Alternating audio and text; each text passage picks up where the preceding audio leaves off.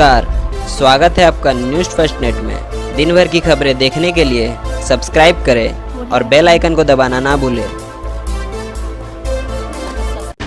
Bondamunda RS colony committee की ओर से football tournament का आयोजन।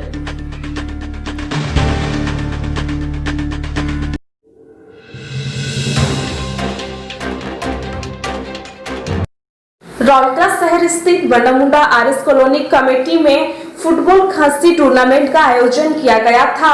इस फुटबॉल टूर्नामेंट में बिरमित्रपुर विधायक शंकर ओराम मुख्य अतिथि के रूप में उपस्थित थे।